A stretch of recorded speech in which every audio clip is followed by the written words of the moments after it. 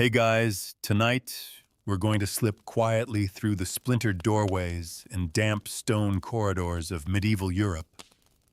The torchlight is dim, the floors are creaking, and something cold lingers in the air more than just the draft. You're walking barefoot on rush-covered planks soaked in centuries of, well, things best left unnamed.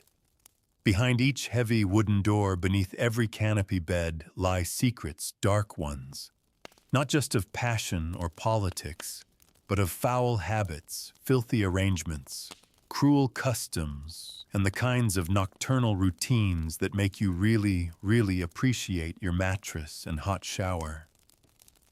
You might think candlelit castles and royal bedrooms were dripping with luxury, but tonight you'll discover the medieval bedroom was a battlefield of superstition, disease, rank smells, and disturbingly little privacy.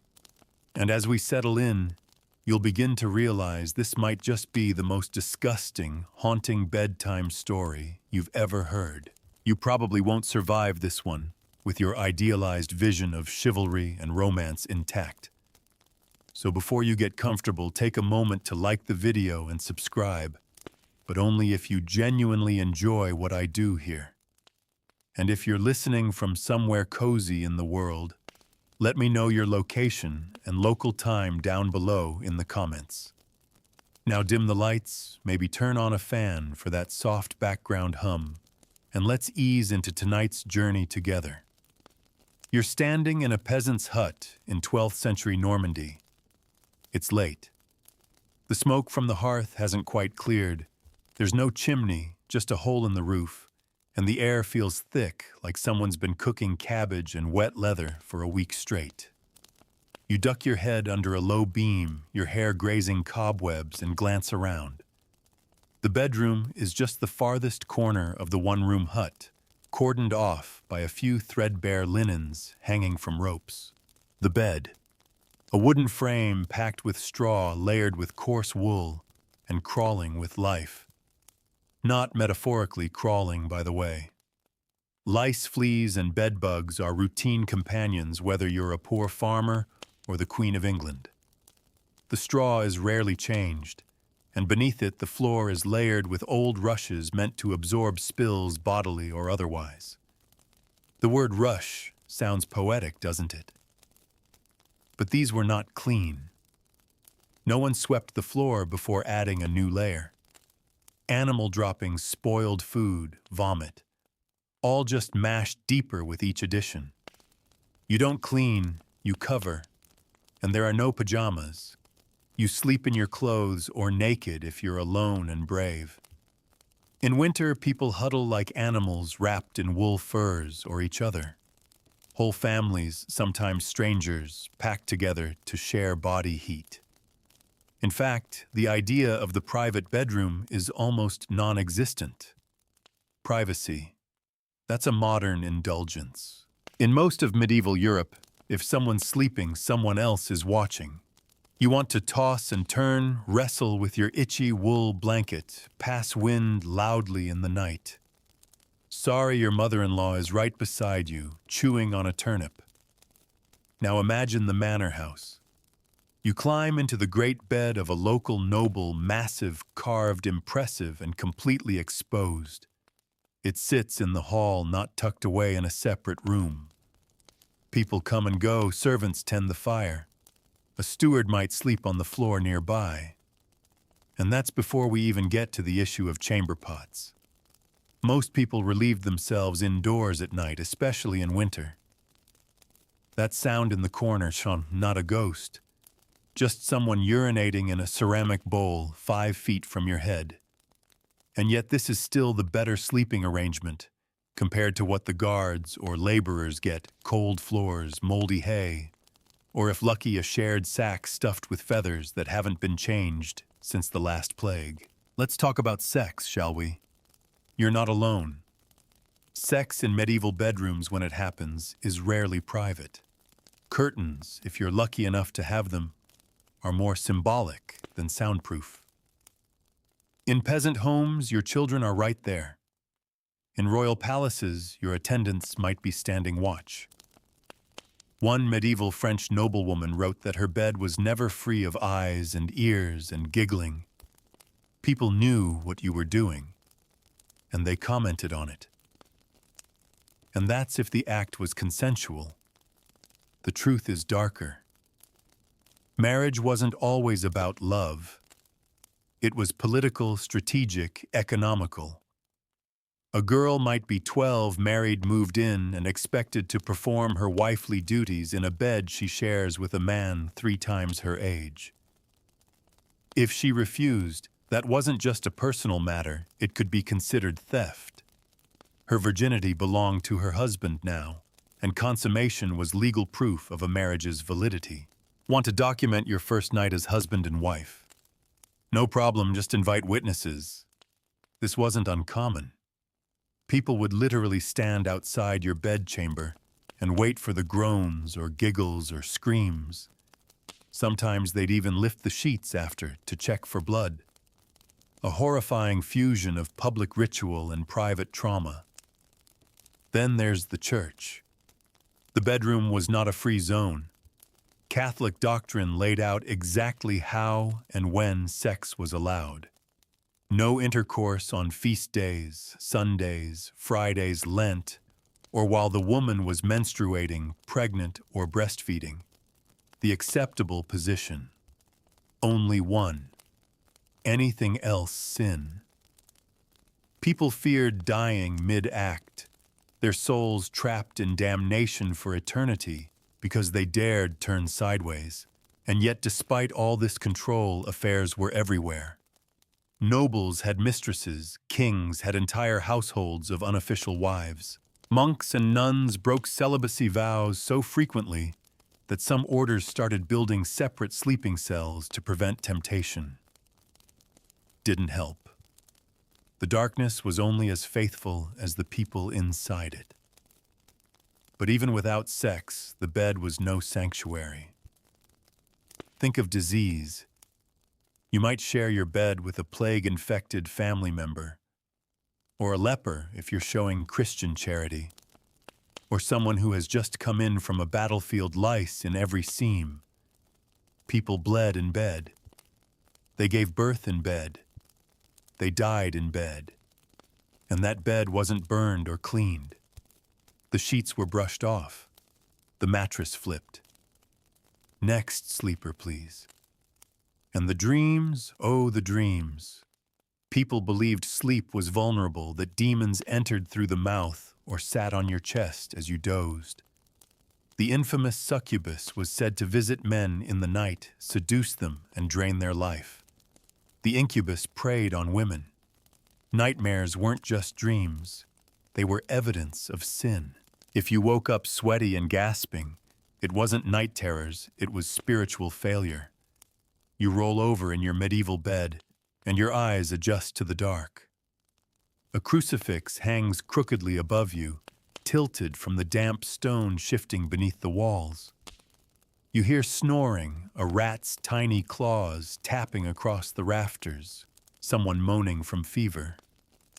You pull the coarse blanket tighter, itchy from unwashed wool, heavy with the weight of silence. And just when you think it couldn't get worse, you smell it. That faint, sour, sweet scent. The bed was shared last night, and the chamber pot wasn't emptied. You close your eyes tighter. Try to imagine a forest, a stream, anything.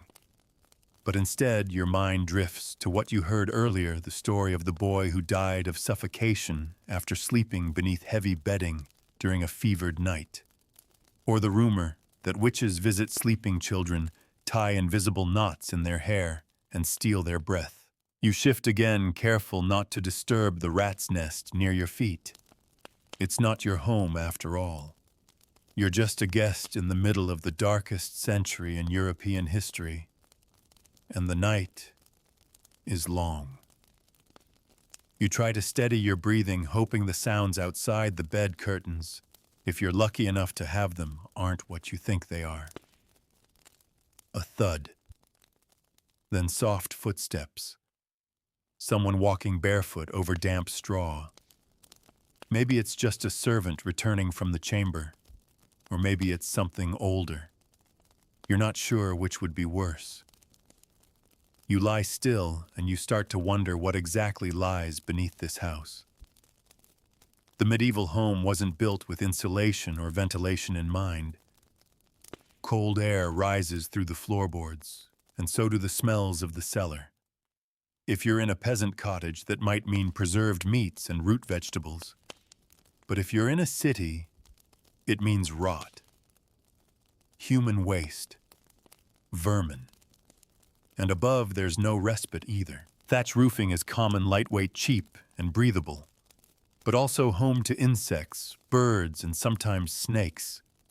They fall through cracks or nesting holes during the night, landing silently beside you. There's even an old superstition that to sleep with your mouth open is to invite a spider or a spirit, or both, to take up residence.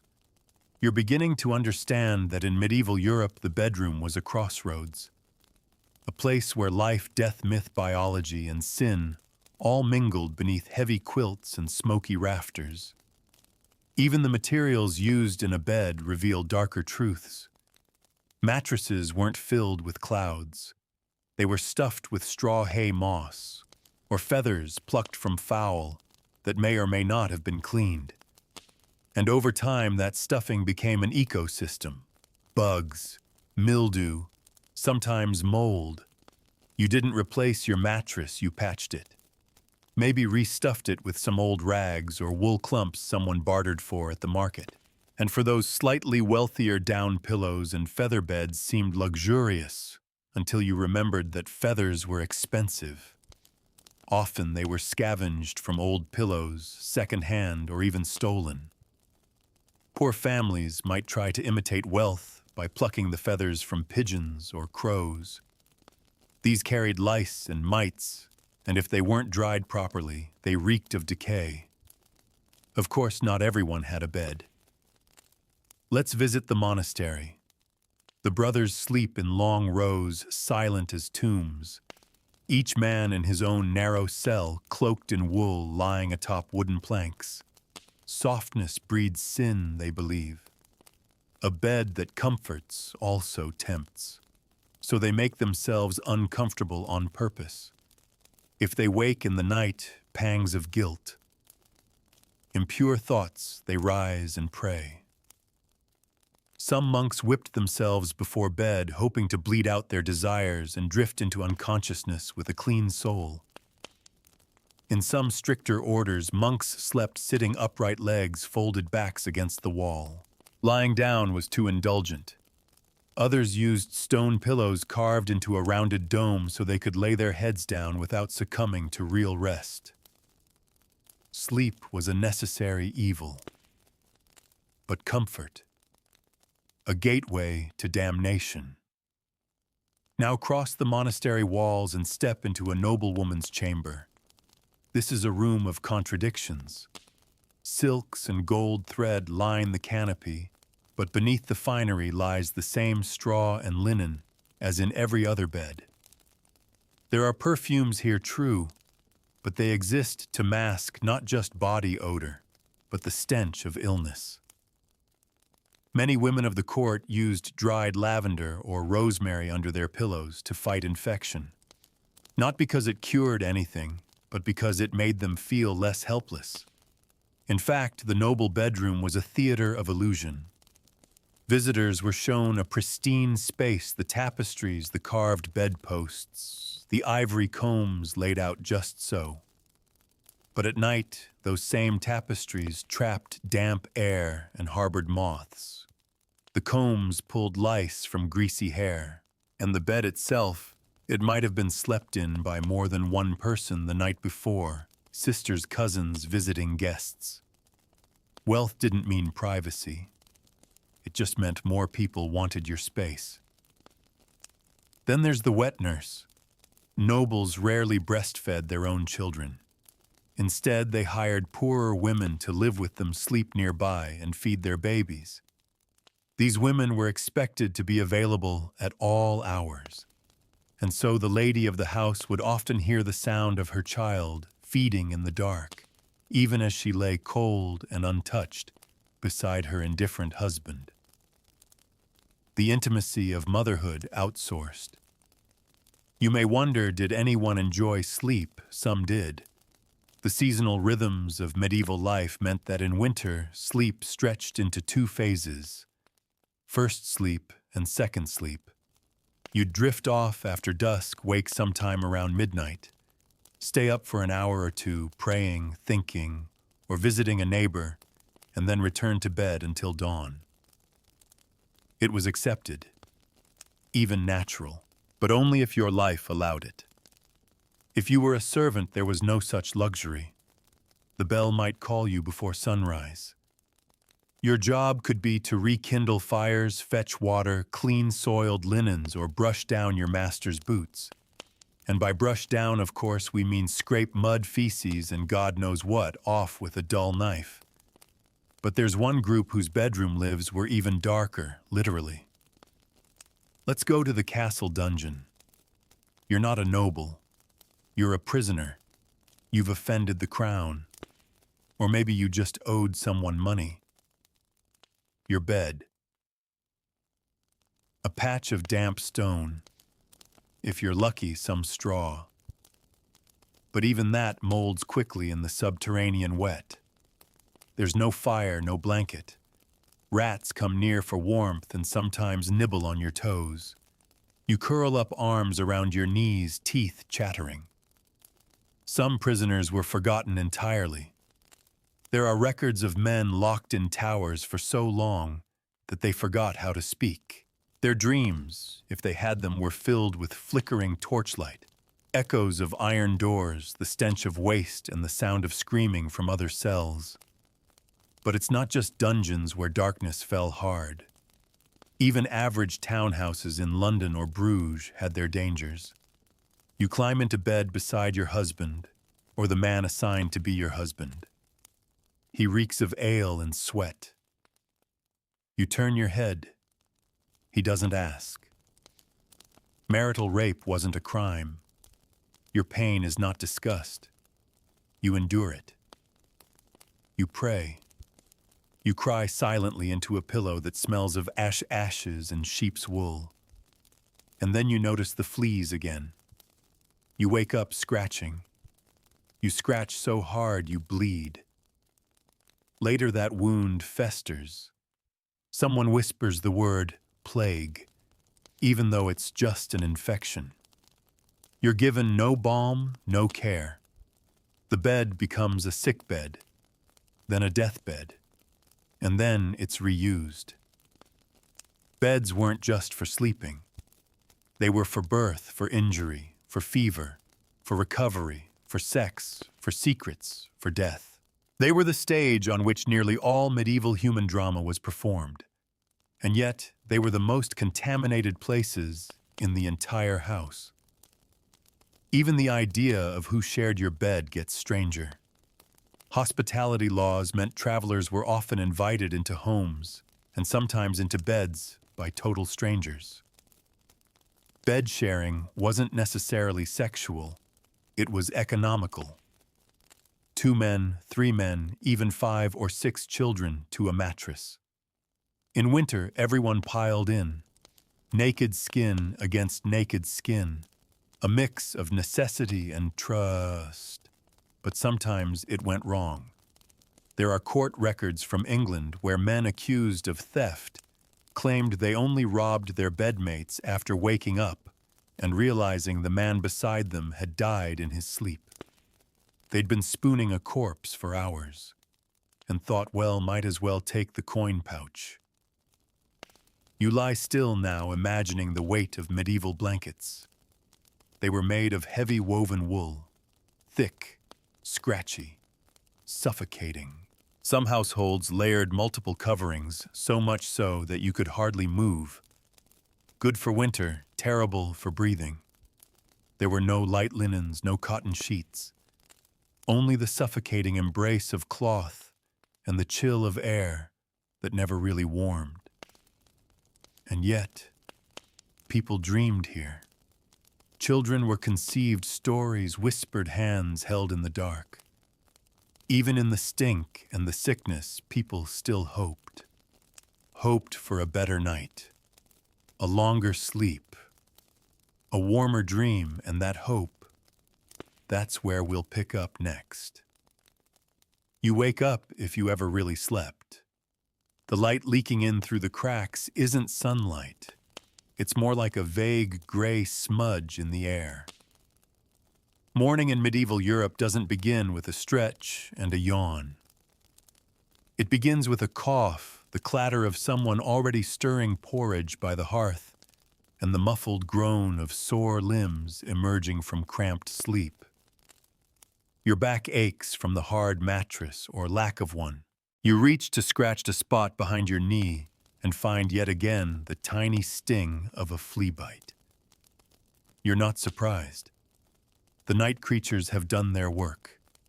You brush away a beetle that has wandered onto your blanket and try not to think about what's lurking in the rushes under your bed.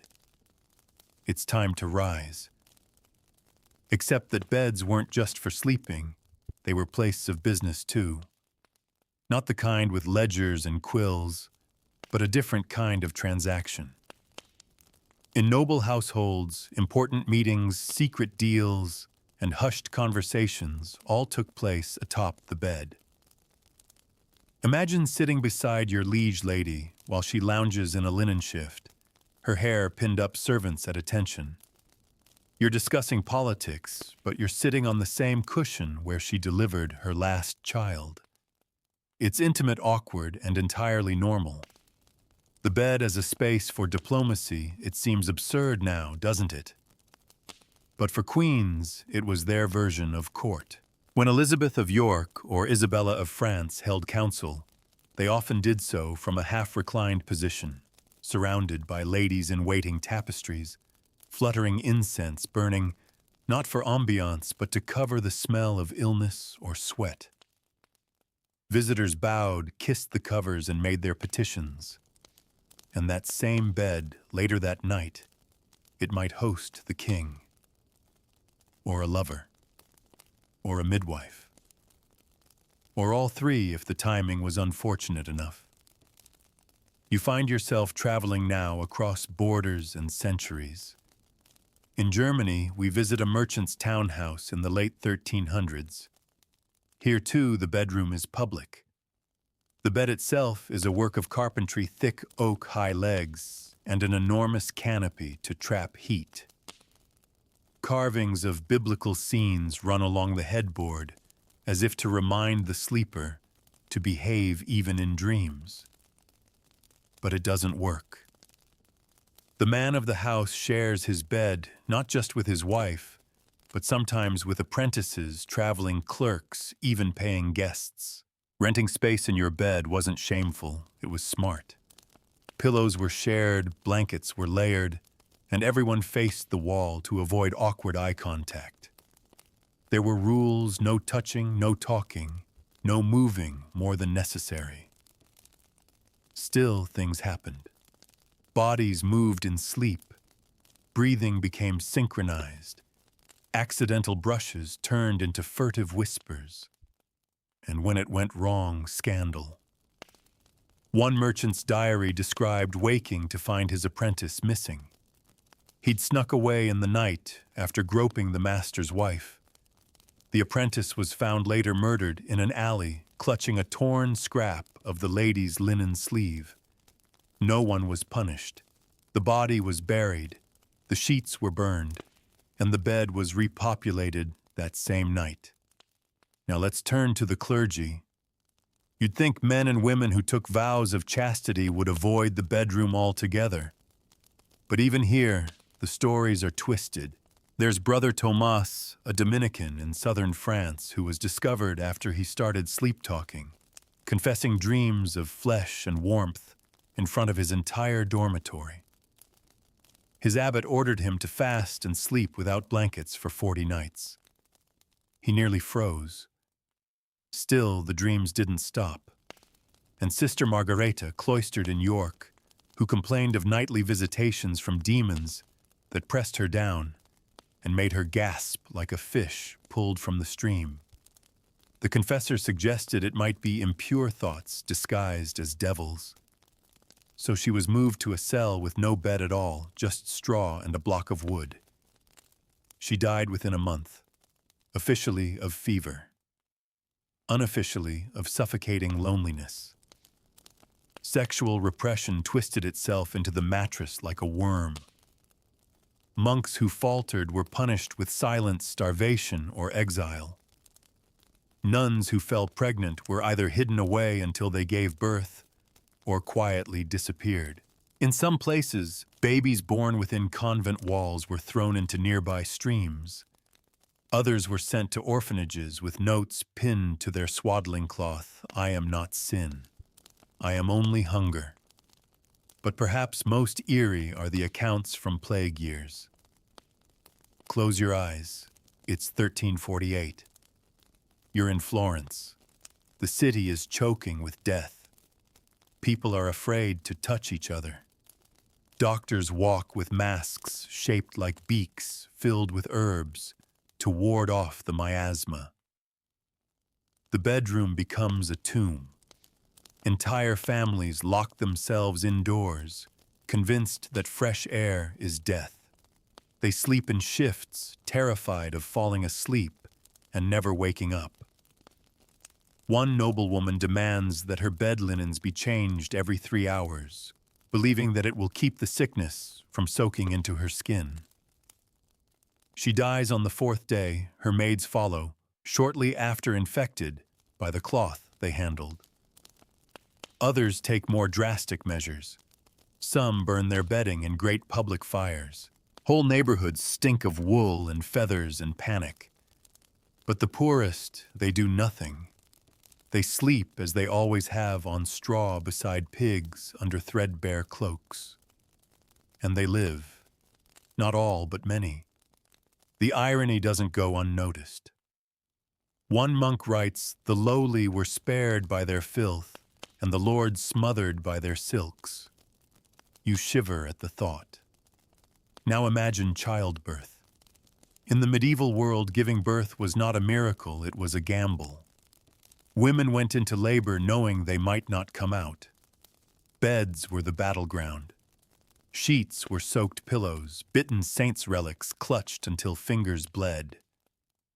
And after, the bed was not cleaned. A servant might flip the mattress dry, the blood-stained sheets in the sun, and place them back in use. Babies died often. Mothers more so. Some households kept a special corner of the room designated for birth and death. It was the same space. You begin to feel that maybe the medieval bedroom wasn't a place of rest at all. It was a revolving door for life's messiest moments. And so people turned to charms. In France, women tucked bits of parchment under their pillows with prayers to Saint Margaret, protector of childbirth. In Scotland, men hung sprigs of rowan above their beds to ward off night spirits. In Hungary, families sprinkled holy water on the mattress before sleep. And everywhere across every kingdom, there was the whisper of fear. Because if you weren't scared of lice or plague or suffocation, you were scared of what came in dreams. The old woman who sits on your chest. The dead child who calls your name. The black dog in the doorway. People locked their bedroom doors not against thieves, but against things that moved without flesh. And still, people slept. Because they had to. Because in between the misery, there were small comforts.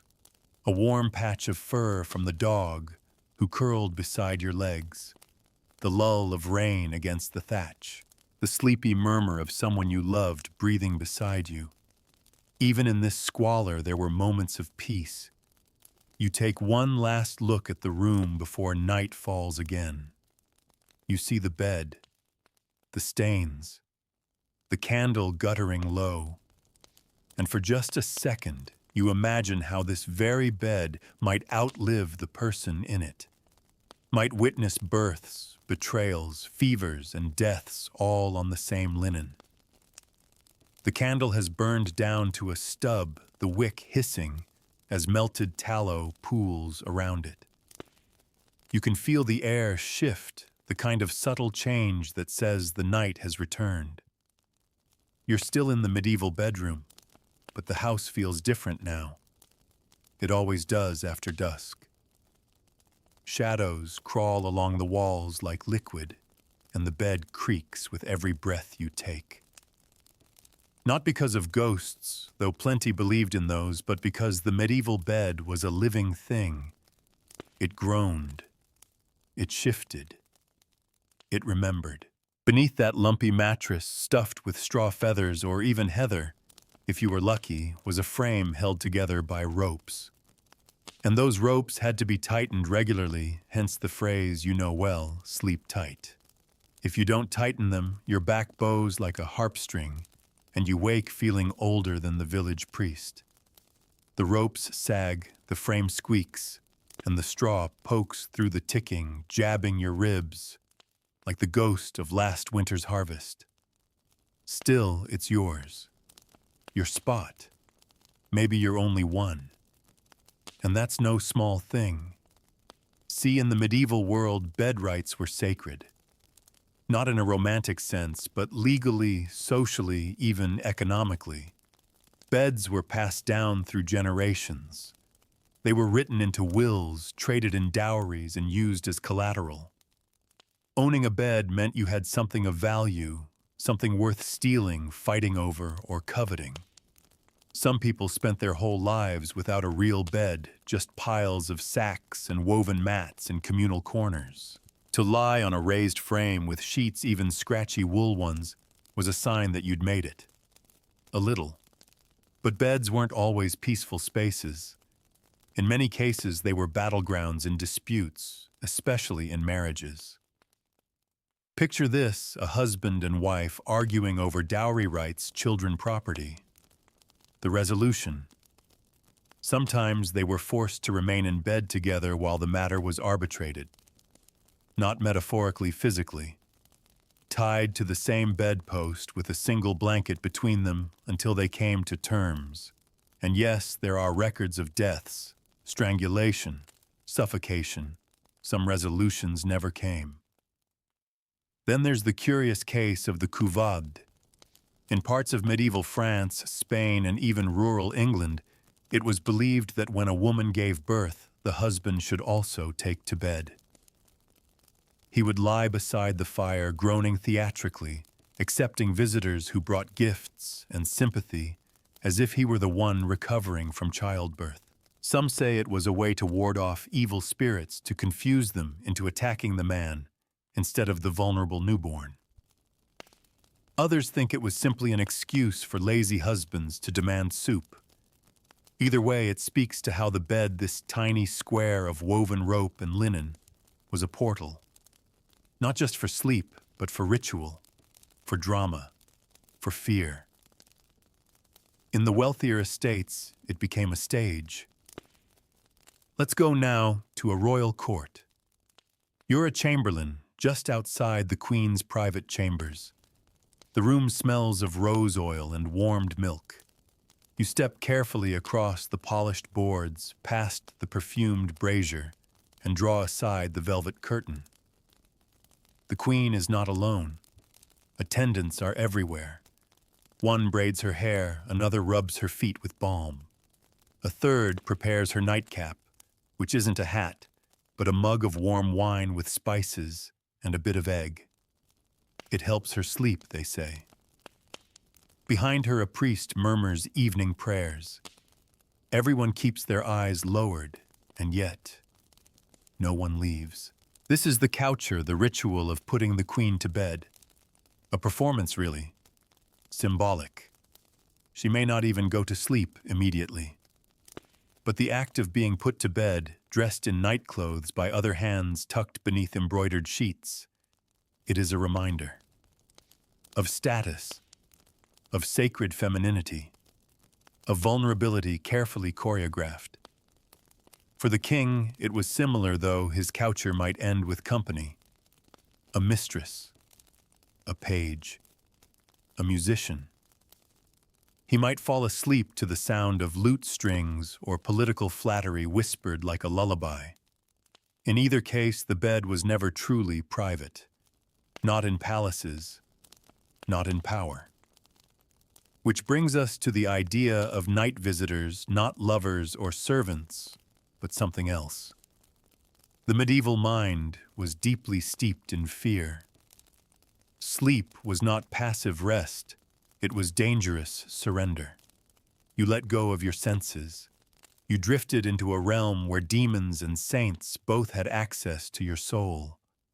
If you dreamt of fire, it could mean hell was sniffing around your spirit. If you dreamt of a man in black, it might be the devil in disguise. Dreams were read like omens, examined, feared, prayed over. Some people even slept with relics beneath their pillows, fingers of saints, pieces of cloth supposedly touched by martyrs, holy beads, all to keep evil at bay.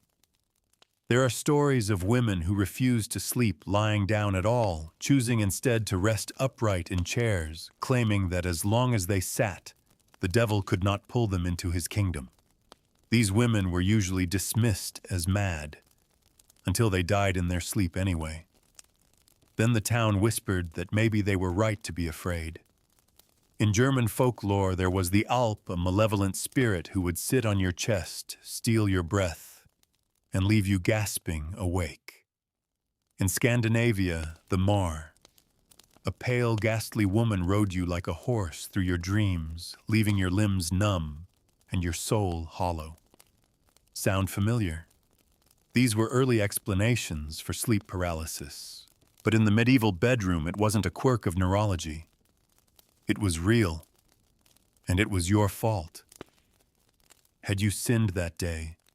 Had you spoken against the church? Had you glanced too long at a widow's ankles? If yes, then the punishment would come. In the night. In your bed. And still you'd wake up. Scratch your bites. Stretch your stiff back. Say your morning prayers. And do it all again. Now let's peek inside the bedroom of the village healer. She sleeps alone. Always has. Her bed is draped with herbs, lavender, thyme, sage. Not for beauty, but for power. Some believe she speaks to spirits, that her dreams tell the future. No one visits her at night. Not because they're afraid for her, because they're afraid of her. She keeps her bed raised on stones to keep it off the cold earth. A small cauldron simmers nearby. She says it's for warming compresses. Others say she brews curses in it while half asleep. The children say she floats at night, that she doesn't touch her mattress, that she lies there, eyes wide open, waiting for sinners to pass by her window. And yet, they all come to her when illness strikes. She lays hands on foreheads. She whispers into ears. She tucks feverish limbs into sheets that smell like summer. Her bed sees more death than the village church. And now so do you.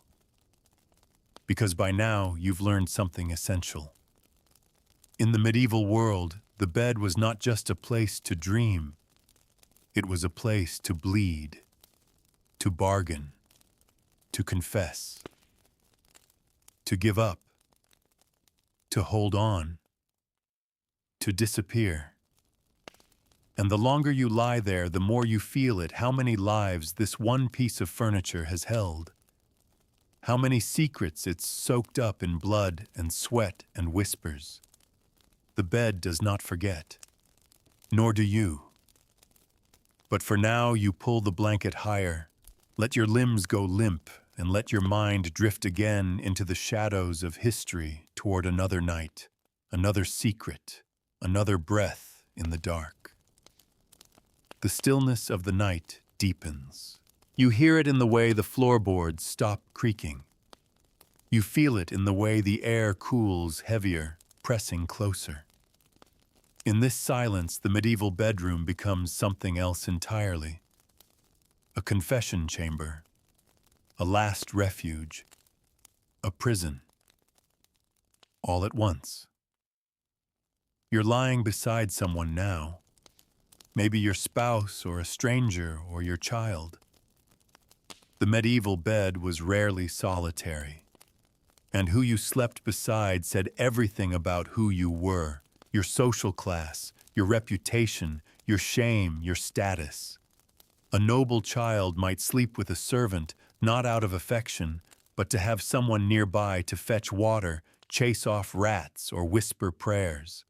A peasant child might sleep beside a sibling or grandparent just to survive the winter's cold.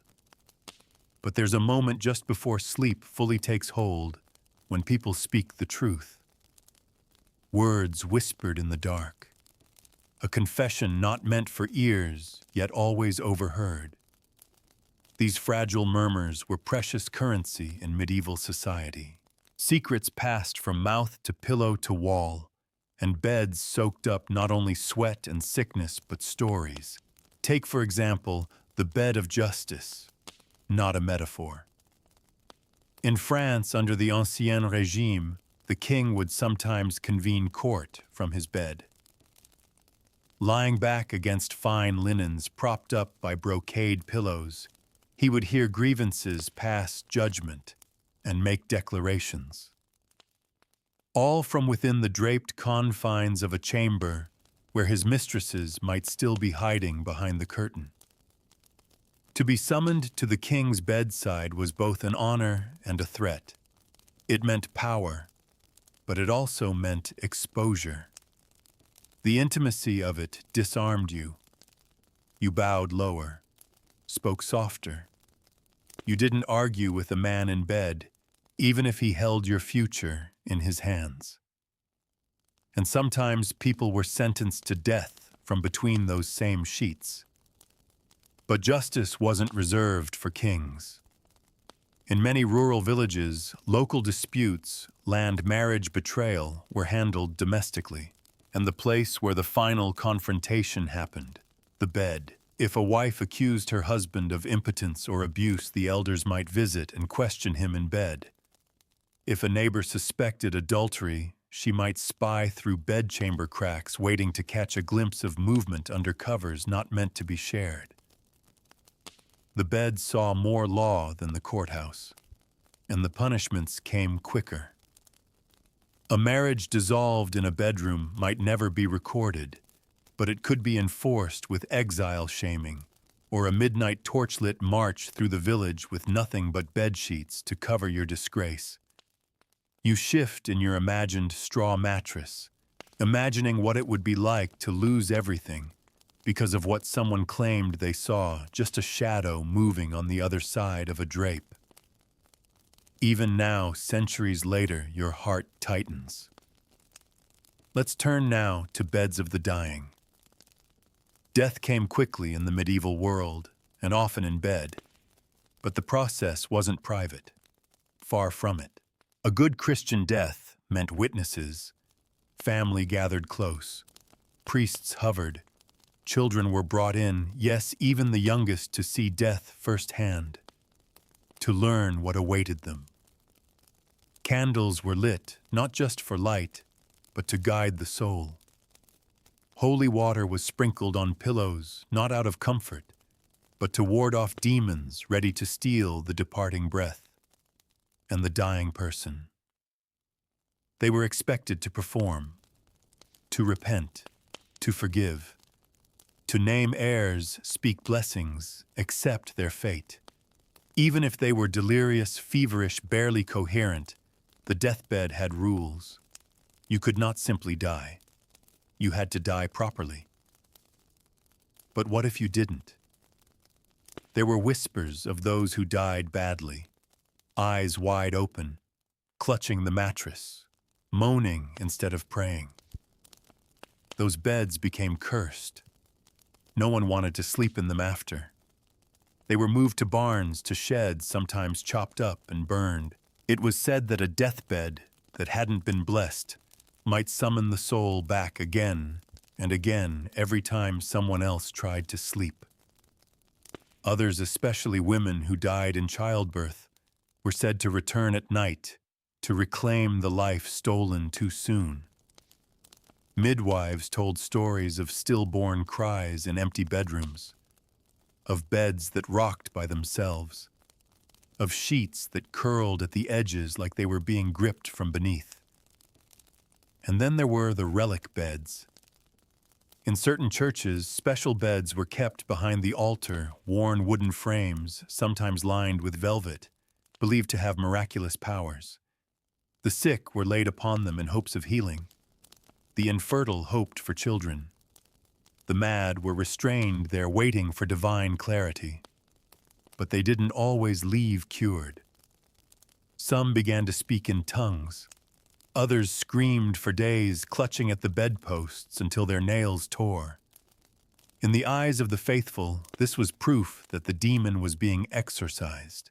But in quieter corners, whispers spread maybe the bed itself was cursed.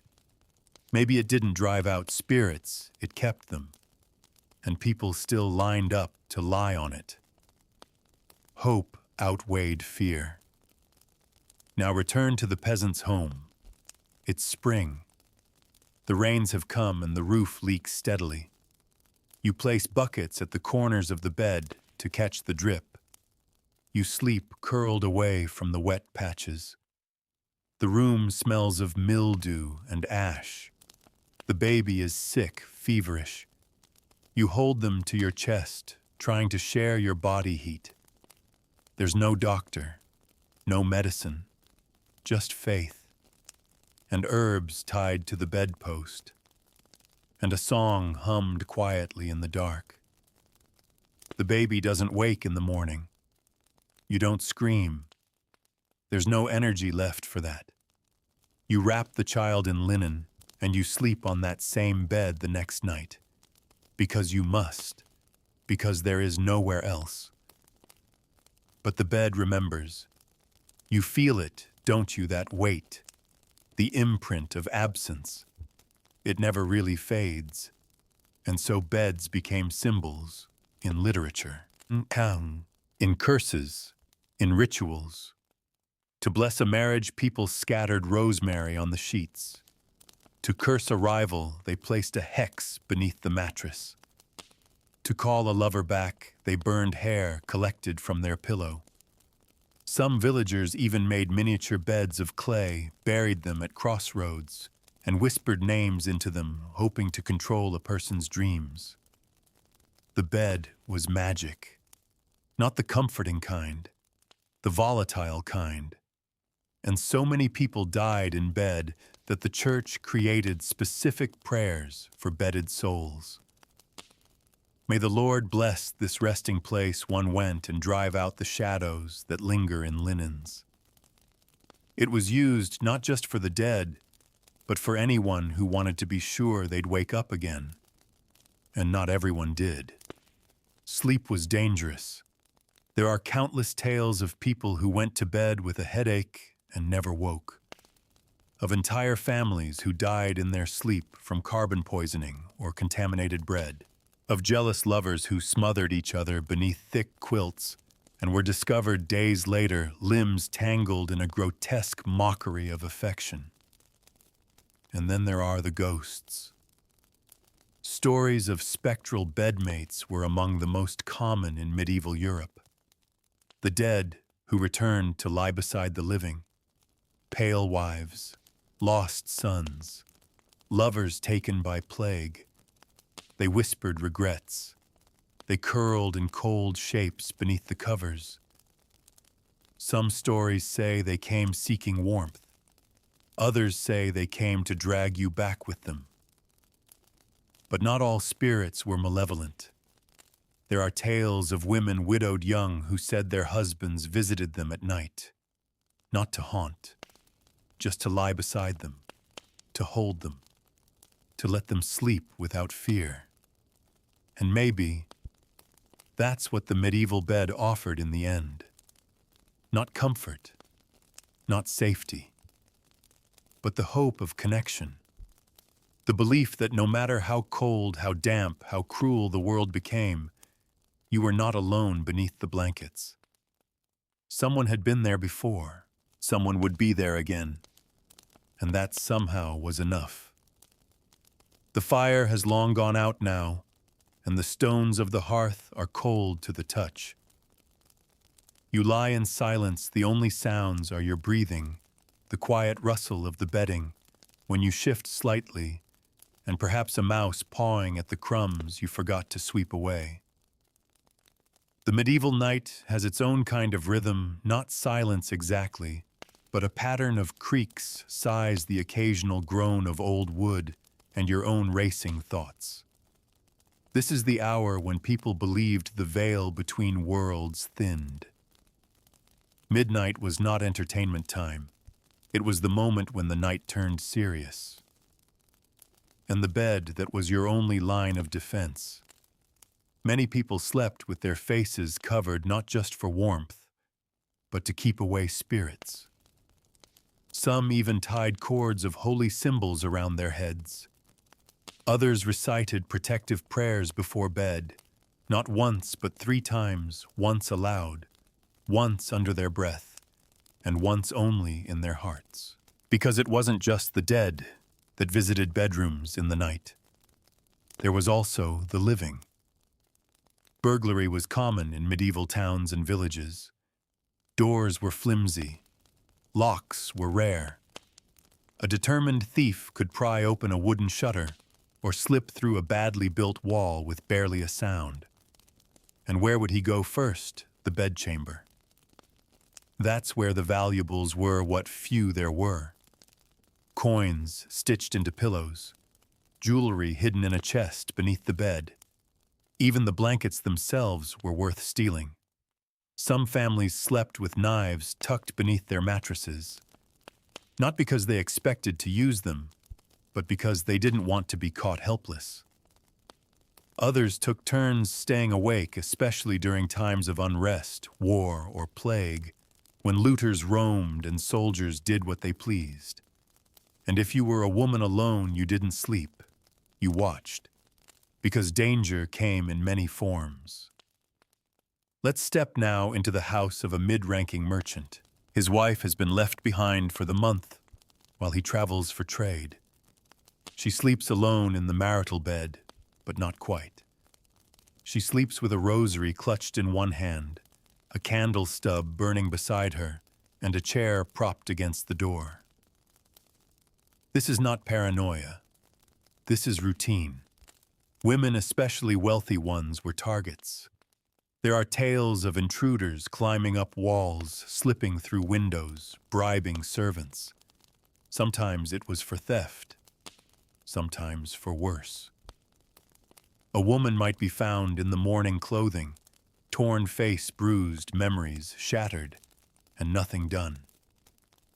If she survived. And what could she say? That she was attacked in bed, that the one place meant to be hers had been taken from her. Some believed that a violated bed carried a stain that couldn't be scrubbed.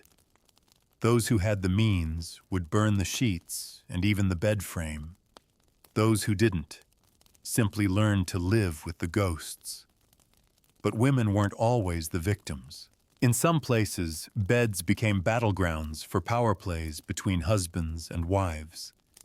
In law, a wife owed her husband what was called the marital debt, the obligation to provide her body on request. But enforcement of that debt came with consequences. If a man abused it too forcefully, too frequently, too publicly, he might find himself the subject of humiliation rituals. In 14th century France and Flanders, there was a custom called the charivari. If a man was believed to be mistreating his wife in the bedroom, neighbors would gather outside his house at night, banging pots and pans, chanting obscene rhymes, and mocking his manhood. Sometimes they paraded a donkey wearing a dress through the streets to represent his inverted masculinity. It was a form of social justice, loud and unforgiving. The next morning, that man would return to his bed a little less sure of his power. But some men had no such checks. Nobles, lords, kings, they answered to no one. Let's visit a castle now. The hall is quiet, the tapestries still. But in the private bedchamber there is unrest. The Lord has summoned a servant girl. She has no choice. And when it's done, she's sent away with a piece of bread. Maybe a coin, maybe not even that. If she speaks of it, she's dismissed. Or worse, accused of seduction. If she becomes pregnant, she's quietly removed. The child may be raised elsewhere if the Lord is feeling generous. If not, they vanish. This happened in manor after manor, court after court. It was understood, accepted. No one spoke of it above a whisper. But even kings couldn't escape the consequences of their beds. Consider the case of Edward II of England. His bedroom habits became public scandal not for lust, but for love. His close relationship with his favorites, especially Piers Gaveston and later Hugh Despenser, led to open speculation about his sexuality. The nobles whispered, the court mocked, and his queen Isabella seethed. Eventually, those bedroom rumors spilled into politics. Rebellion brewed, betrayals deepened. Edward's lovers were murdered, and he imprisoned, deposed, tortured. And if legend is true, killed by a red-hot poker thrust into his body while he lay restrained in bed. A punishment meant not just to kill, but to mock, to erase his legacy through shame. Even the mighty were vulnerable when they lay down. And what of children? Surely their beds were innocent. Not quite. Children were seen less as individuals and more as extensions of family power. Their beds were often shared with siblings, with tutors, even with strangers. In noble houses, young boys sometimes shared beds with their adult patrons, ostensibly as pages or squires in training. Some of these relationships were benign, others were not. There were whispers of training that went beyond courtly manners, of affection that blurred into control. And always the silence of the bedchamber made it easy to hide. In peasant homes, it was more physical hardship than emotional manipulation. Children slept near animals for warmth. They were used as foot warmers, as pillow substitutes, as living firewood. Their limbs twisted from poor bedding, their sleep broken by the snoring or coughing of the dozen bodies sharing the same space. And yet, they dreamed. In the rare hours when peace held and the fires burned low and steady, children dreamed of castles, of saints, of flying.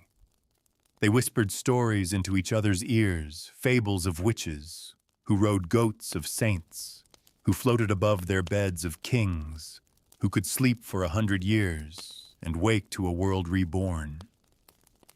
The dreams were always brighter than the waking, and so the bedtime story became a tradition.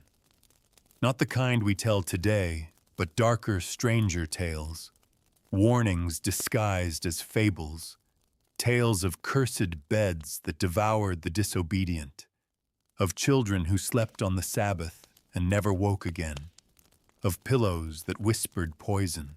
They weren't told to soothe, they were told to control. Sleep or the witch will come. Lie still or the wolf under the bed will bite your toes. Don't get out from under the blanket, or the dead will drag you under. You pull the covers tighter even now. Because somewhere deep in the medieval imagination, the bedroom was never truly safe. It was a passageway, a thin place, where dreams touched death, where love tangled with power, where silence was louder than screams, and through it all the bed stood firm. Wooden, heavy, soaked with centuries. The fire hasn't been relit. The shadows lengthen, and now the chill is creeping into the room again, not the sharp bite of open-air frost, but a dampness that clings to the walls rises from the floorboards and settles in your lungs. You feel it in your bones before you even open your eyes. You're still in the medieval bed under layers that weigh as much as a full-grown hound, and you haven't moved in hours, not because you're well rested, but because it's too cold to shift. The candle is long spent. The hearth is ashes. But your thoughts, those don't sleep. They turn now to the beds that belonged not to nobles or peasants, not even to clergy or kings, but to outcasts, the forgotten people, the feared ones, the ones whose bedrooms weren't part of any house, any court, any family. Let's begin with the leper. In the outermost edge of the village, past the last grazing field, and beyond the line where children are told not to wander, lies a thatched hut. It's smaller than most pig pens. The bed inside is not even a frame. It's a pallet, a spread of moss and rags laid directly onto the ground. The man who sleeps here is covered head to toe, not for warmth, but for shame. He is a leper, and he is alone. Leprosy terrified medieval society not just because of the physical disfigurement, but because of what it symbolized. Punishment. Divine rejection. People believed sin showed itself on the body, and those covered in sores were considered already dead in the eyes of the world. They were issued bells to ring when they approached, not to warn others out of courtesy, but to declare their unworthiness. And yet they too needed sleep. They too had beds, beds made of refuse padded with old straw left behind by farmers. Their bedding was never washed because no one would touch it. Their huts were not cleaned because no one dared enter. In those dark corners, people died forgotten, only the bed left behind to prove they ever lived there at all. Now walk a little further just outside town, where the trees grow thick and the mist hangs low. Here in the tangled woods is another bed, but this one belongs to a woman.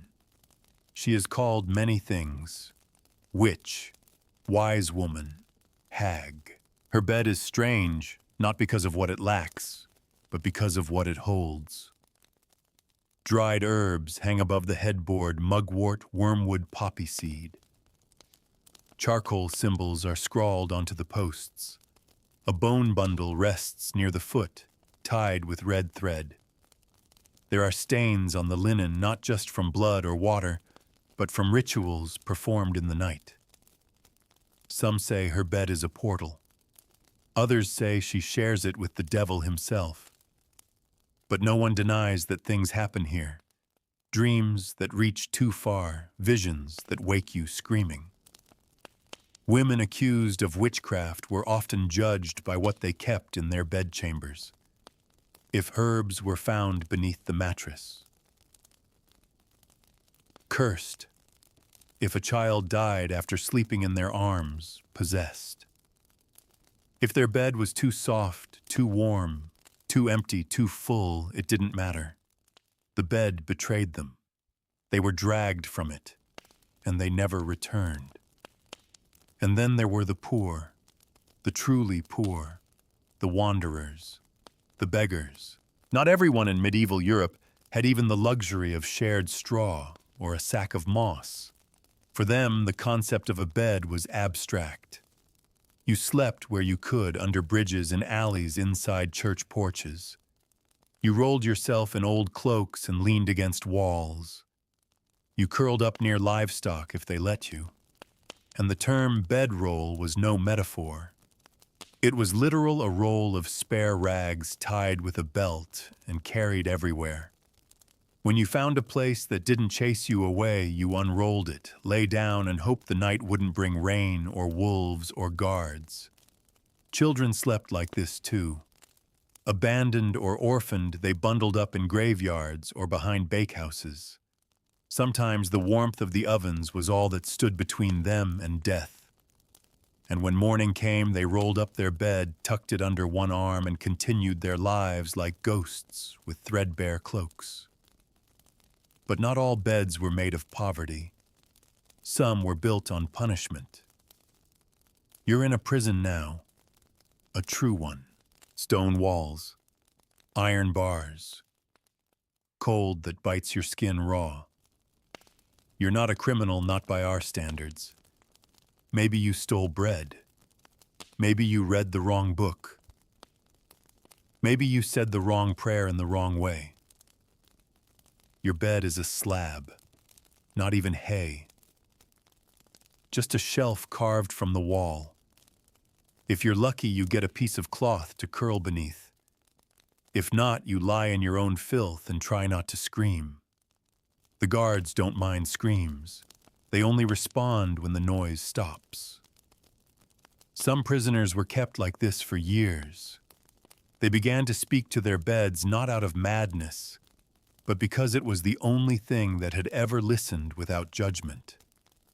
The only thing that didn't ask for answers.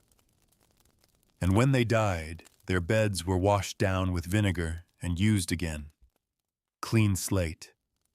Now move higher again, out of the dungeons, past the lepers, beyond the forest.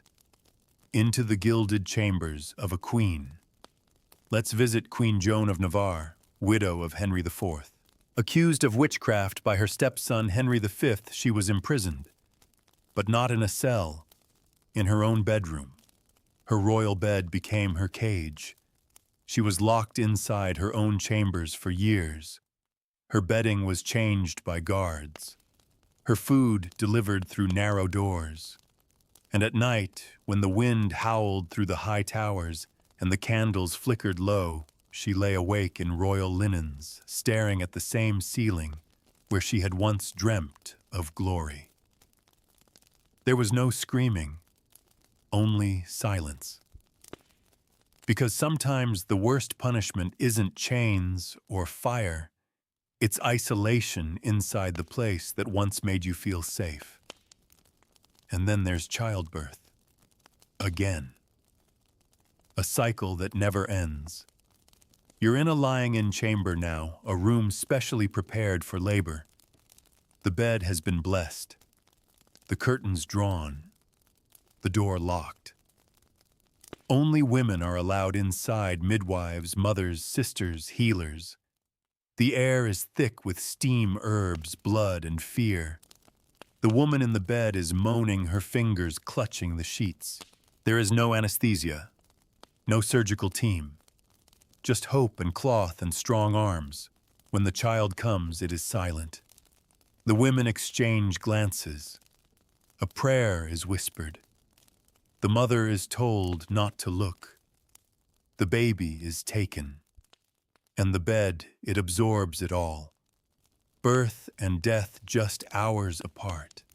And still, every night the bed waits. It waits for the mother who will curl around her living child. For the merchant who will dream of distant shores. For the soldier who will wake screaming. For the nun who will pray with her whole body, hoping her sins melt into the mattress. For the child who whispers stories to the darkness. For you, yes, even you. Because now you realize, don't you, that this whole time you haven't just been watching these beds. You've been in them. Not just lying in one room one time, but slipping from bed to bed, dream to dream, century to century, through every secret that a mattress ever held. And the night still isn't over. The wind has shifted. You don't feel it directly. There are no windows here. Not in the way you'd know them, but the air changes like someone opened a door in another century and let a new kind of cold inside.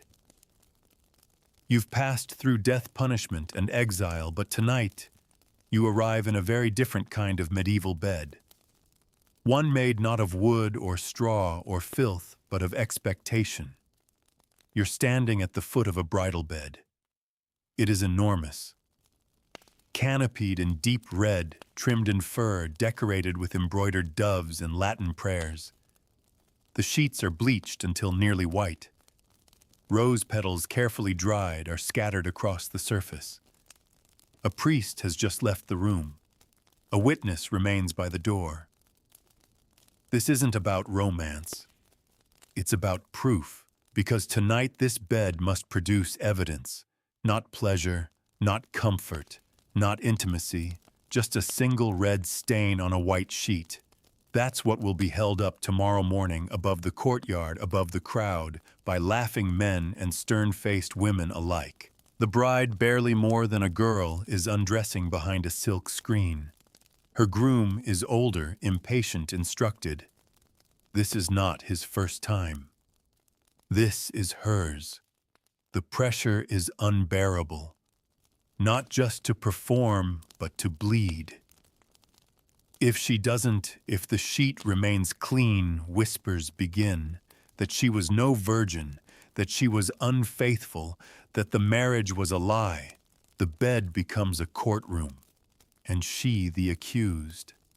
This wasn't rare. In fact, public bedding ceremonies happened all over medieval Europe. Guests would accompany the newlyweds to their chamber, toss them into bed, sometimes even bind their hands together, and throw sugared nuts or dried fruits on the mattress like confetti. The goal wasn't privacy, it was spectacle. The public had a stake in the marriage, especially if titles or lands or dowries were involved. And that bed once used for humiliation would still be the marital bed for decades. Children would be born there. Fevers sweated out. Arguments fought and forgiven beneath its beams, but the memory of the first night never really faded. Now step into another room. Smaller, simpler, but no less important. This is a widow's bed. The linens are darker now, the bedclothes heavier. There are no flowers, no laughter outside the door. Only candle stubs and silence. She lies there alone for the first time in 20 years. Her husband's side is cold, the pillow untouched. His cloak still hangs at the foot of the bed. She hasn't removed it yet. In medieval Europe, widowhood changed everything. A woman might find herself suddenly powerful, free to make decisions, manage property, speak more freely. But in the bedroom, that power looked like absence. Some widows were expected to sleep on the floor for weeks in mourning. Others replaced their bedding with coarse cloth, symbolic of their grief. Some turned their beds into shrines, leaving their husbands' belongings untouched, sleeping beside them as if he might return. Others remarried swiftly, not always by choice. If the dowry was strong and the woman still of childbearing age, she might find herself in another man's bed before the first one's sheets had gone cold. And no one asked what she dreamed about. But let's shift now into a bed that doesn't belong to a person at all. It belongs to a god. In ancient churches and sacred temples, there were ritual beds kept for divine beings. In some Christian convents, symbolic marriage beds were made for Christ himself, nuns laying flowers across the sheets, praying aloud, as if to a lover. These weren't metaphors. The devotion was real, physical, embodied. The bed wasn't just a place of sleep, it became an altar of sacrifice, of yearning, of spiritual ecstasy. But this practice wasn't limited to the sacred. In some villages, marriage beds were used in fertility rituals. An unmarried woman might lie in a bed beneath a statue of a saint hoping for conception, not by a man, but by miracle. Sometimes this was done publicly in the church. Other times it was secret, hidden. Whispers told of girls who became pregnant through dreams or claimed to. The child was called saint-born or spirit-touched. In reality, of course, it was often darker. The result of coercion, of violation, of silence, and the bed always remembered. Then there were the traveling beds, In the courts of Europe, the wealthy didn't sleep in different beds each time they moved between castles or estates. They brought their beds with them. Broken down into pieces, posts, headboards, canopies, these mobile beds were transported by wagon or mule, then reassembled wherever the lord or lady stopped. A bed wasn't just furniture. It was identity. It was home. When Queen Margaret of Anjou traveled from France to England, she brought no fewer than 12 feather mattresses with her, each for a specific stage of the journey. Each one assigned to a different mood, a different ceremony, a different room. And when she reached her new country, her bed was the first thing installed in the palace, before the throne. Because kings ruled by day, but their beds ruled the night. And with beds came bedchambers. We think of a bedroom as private. But in medieval Europe, the bedchamber was a hub. A noble's bedchamber might house secretaries, squires, pages, priests. It was part office, part sanctuary, part gossip center. And in royal courts, even the birth of policy happened in bed. Literally. Ambassadors were received while kings lounged half-dressed against pillows. Alliances were forged with one foot still tangled in the sheets. And sometimes, very often, enemies were conceived before breakfast. But for all its power, the bed was still a place of risk. If a king died in his sleep, who witnessed it? Could the death be concealed? Could a rival seize power before the news broke? That's why some kings appointed bedchamber guards, trusted courtiers, whose only job was to witness the monarch's sleep and waking to monitor his breath, his health, his mood, his pulse. In some cases, those men were the first to betray him. And if a king was murdered in bed, that's where the stories get truly grim. Knives hidden under pillows, poisoned pillows, beds set on fire, curtains drawn tight so the screams wouldn't be heard. There are chronicles of queens smothered with their own bedclothes, of dukes strangled as they slept, the murderer lying beside them until morning to avoid suspicion. The bed became a battlefield. And yet, even in this world of betrayal and ritual and shame, there were moments of gentleness. A mother brushing her child's hair in the moonlight. A servant sneaking an extra blanket to the old master. A widow resting her cheek on the still warm pillow of her departed love. A monk smiling in sleep after a long prayer.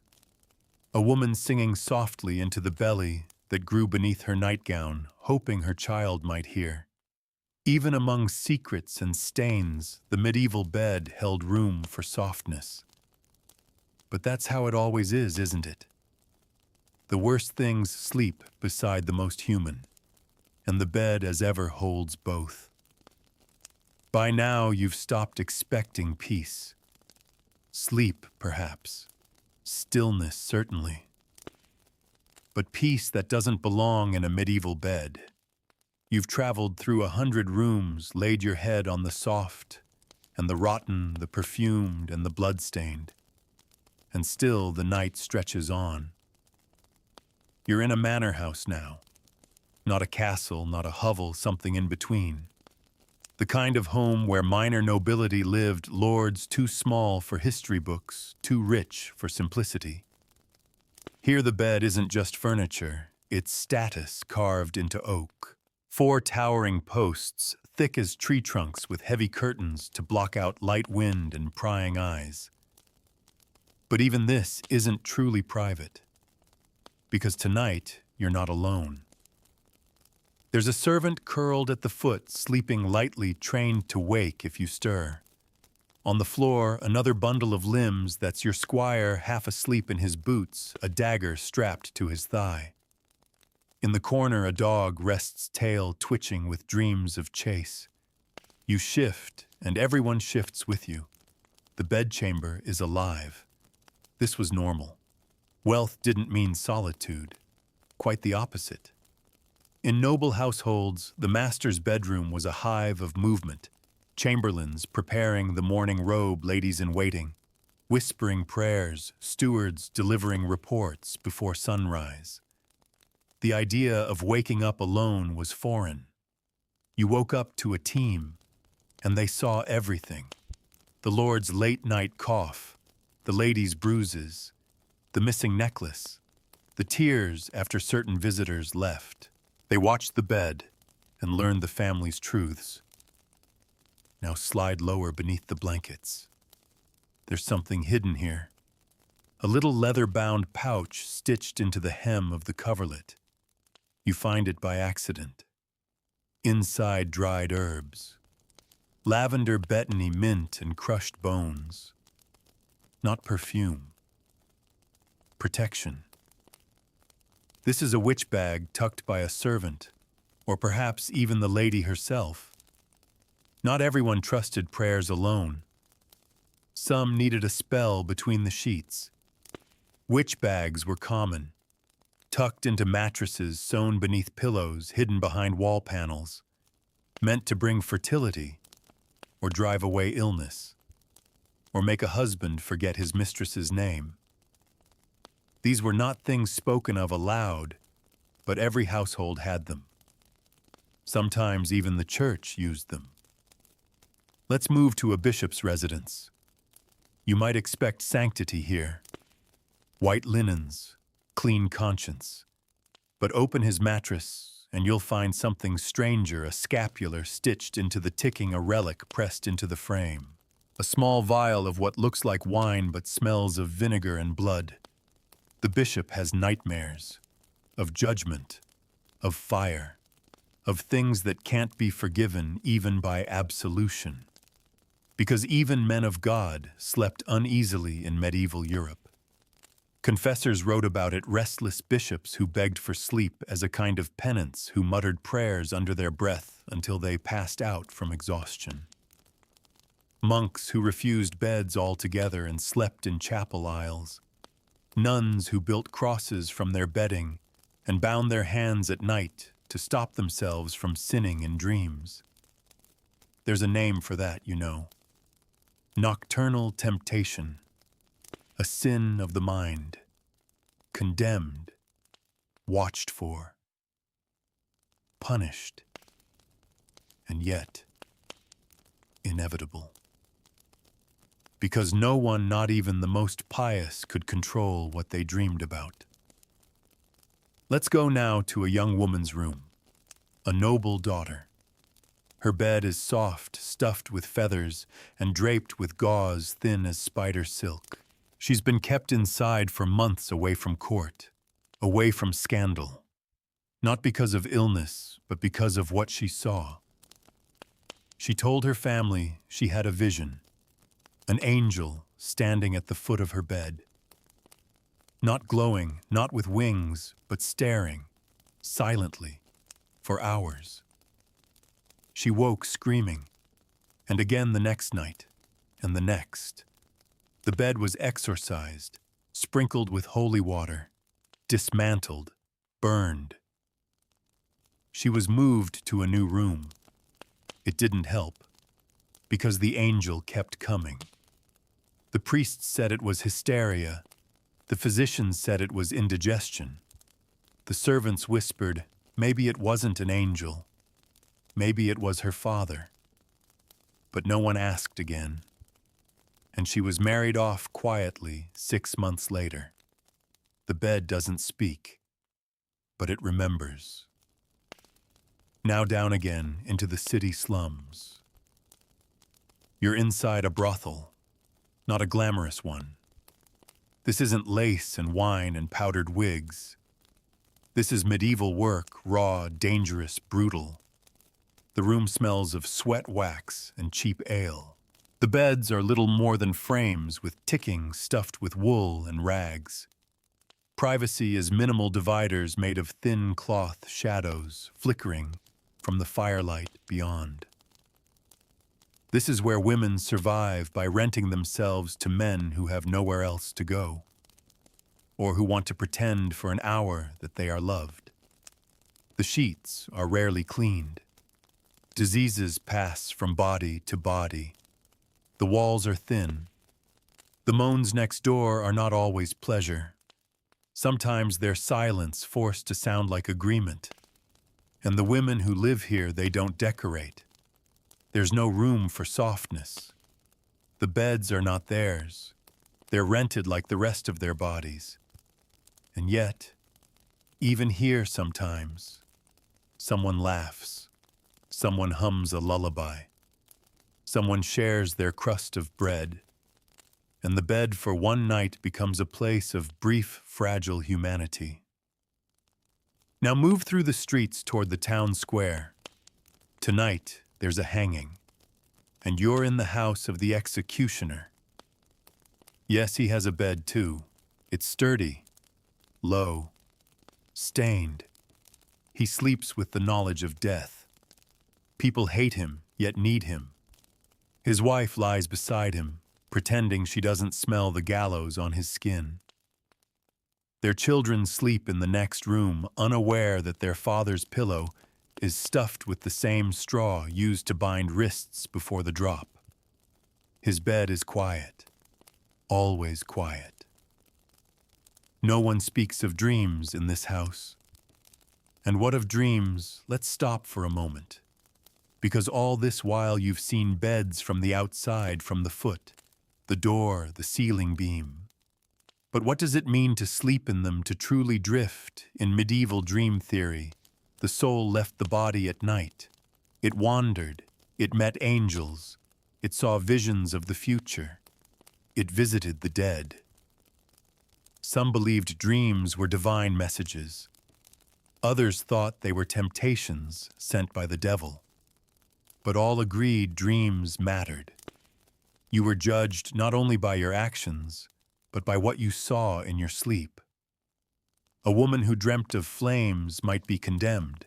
A man who dreamt of wolves might be forced to do penance. Dreams could be brought to the village priest like confessions, and some were written down in secret journals, on scraps of parchment tucked under pillows, like prayers or warnings. The dream of falling, the dream of blood, the dream of waking up and seeing someone else lying beside you. Someone who wasn't there when you fell asleep. And some people never woke up, not because they died, but because they weren't alone anymore. There are tales of dreamers who woke possessed, speaking foreign tongues, weeping with joy or dread, claiming to have seen the Virgin or the devil or both. And the bed was where it all happened, where it always happened. So tonight, as you lie still, warm or cold, alone or not, remember the bed beneath you is a place of stories. Not just the ones you're told, but the ones that live in the threads, in the knots, in the parts of your soul that come loose when you dream. And maybe, just maybe, you've already been here before, just like they were. You're deeper into the night now, so deep that time begins to soften like wax melting down the side of a forgotten candle. You're not sure whether it's the 13th century or the 15th. You're not sure if the ceiling beams are those of a peasant's cottage or the vaulted arches of a monastic dormitory. What you do know is this: you're lying down, and the weight on your chest isn't just the covers, it's everything that has ever happened in a bed. Tonight the room smells of ash, dried sweat, and old pages. There's parchment on the floor. A candle burned itself out hours ago, wax pooled like spilled milk beside a heap of notes. You're in the bed of a scholar. Not the kind from fantasy stories, no towers, no glittering potions. Just a thin man with ink-stained fingers and a furrowed brow curled around a book he hasn't finished copying. His cot is narrow, stuffed with straw, and wrapped in linen too worn to be white. There are no women here, no children, just thoughts, and the faint hum of questions that won't leave him alone. Because even in the quietest bedrooms, the mind makes noise. He's been studying dream theory, not just as mysticism, but as science. Galen, Hippocrates, Avicenna, he's translated them all. He believes dreams are messages from the body, the stomach humors, the liver spirits, the balance of bile. He keeps a dream diary beside his bed where he records every strange image that comes to him, to cats cut with human eyes, ladders to nowhere, mouths that speak from pillows.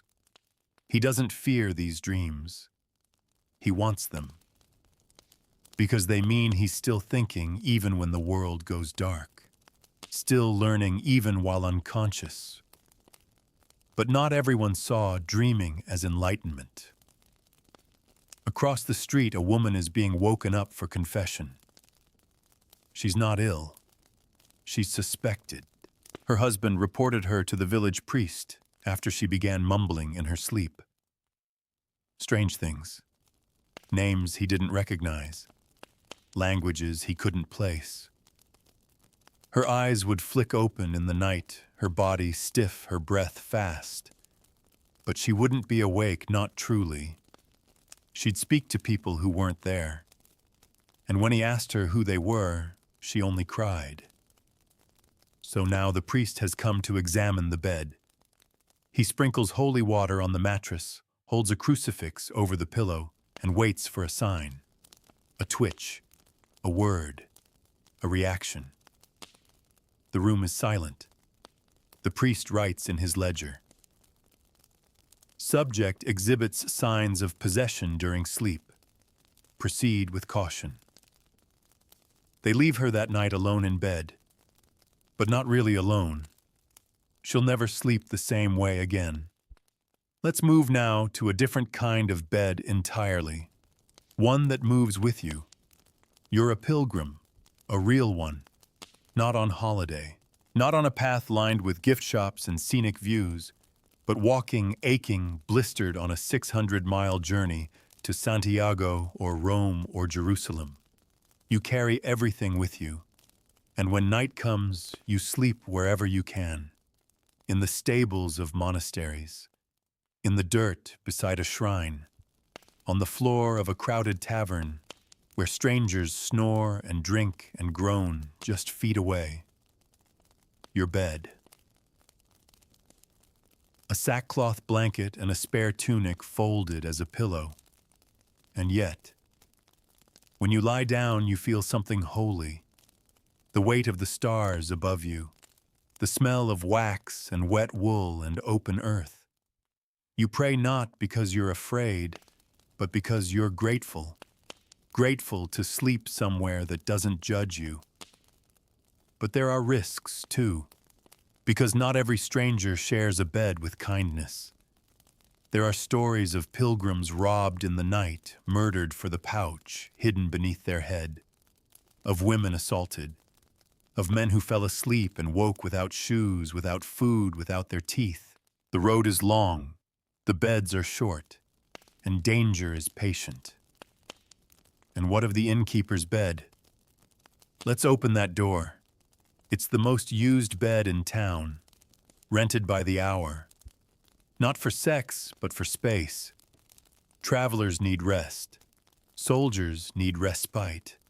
It's rare for a stranger to have their own bed, so they share. 2 to a mattress. 4 if the night is cold. No introductions. No names. You crawl in beside someone who smells like smoke and steel. They grunt.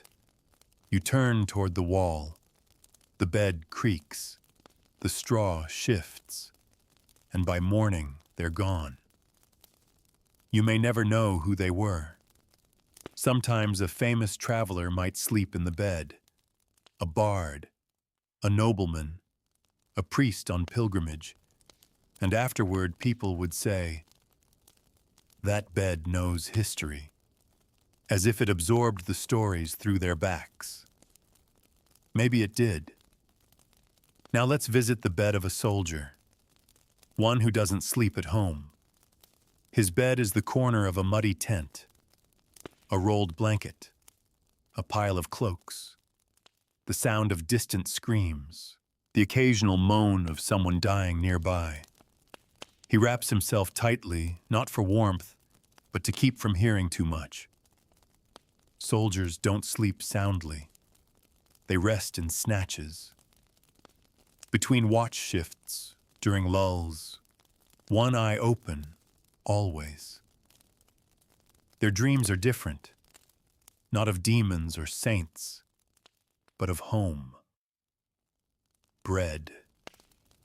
The smell of clean straw. The touch of a familiar hand on their back. The weight of a child climbing into bed in the early morning asking for one more story. Those are the dreams that make them cry, not the ones of war. And when they return home, if they return, some never sleep in a bed again. They sleep in chairs, on floors, with windows open. They say it's the air, but it's not. It's the silence. They don't trust it. You shift now. The covers itch. Or maybe it's your thoughts. Because all these beds, all these nights, they begin to blur. And then there's the legend. It appears in many towns, with many variations, but always the same shape. A cursed bed. Sometimes it belonged to a man who murdered his wife. Sometimes it was crafted from the wood of a hanged man's gallows. Sometimes it was simply left behind when the last family fled the house. The story goes whoever sleeps in the bed will dream the same dream. A woman with black eyes, a whisper that grows louder with each night, a breath that is not your own. People laugh. They say it's a tale for children. But the bed, it's still there, in the corner of a forgotten room, in the attic of a locked manor, in the cellar of an abandoned inn. And every now and then someone climbs in just to see. And they don't laugh. They don't speak of what they saw. They just burn the sheets and move away. You don't know if the bed you're in now is one of those. You don't want to check. You don't want to lift the mattress or read the carvings in the headboard or see what's sewn into the seams. You just want to lie still and hope that the dreams you've collected from 1,000 medieval beds are just stories, aren't they? The room is quiet now, so quiet that you can hear the ticking of your own thoughts. The fire is long gone. The night is thick, and you've stopped wondering where or when you are. You're not in one bed anymore. You're in all of them. Every bed you've passed through clings to you. The straw in your hair, the scent of ash in your lungs, the press of wooden slats beneath your spine. You've learned by now that in medieval Europe the bed was never a comfort. It was a container for bodies, for secrets, for shame.